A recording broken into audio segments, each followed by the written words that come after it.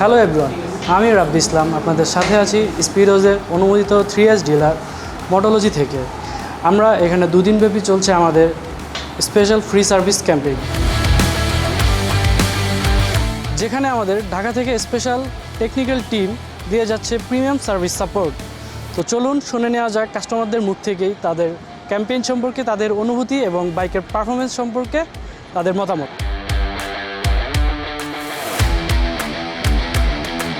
আমাদের এই free service ক্যাম্পেইনে এসে কেমন লাগে? এই তো আলহামদুলিল্লাহ ভালো, তাদের সার্ভিস এবং কি ব্যবহার আলহামদুলিল্লাহ যথেষ্ট পরিমাণ চলতেছে।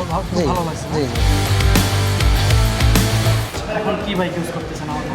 আমি টুবি জিপিএক্স টুবি GPX 2 ইউজ করতেছেন, এটার পারফরমেন্স কেমন? আলহামদুলিল্লাহ অনেক ভালো। আমি না, আমার ফ্রেন্ডও আমাকে দেখে আমার একটা বাইক নিছে। তো এই লং রোডে গাড়িটা কেমন চলতেছে? আলহামদুলিল্লাহ ভালো। পারফরমেন্স কেমন পাচ্ছে? হ্যাঁ আলহামদুলিল্লাহ অনেক ভালো।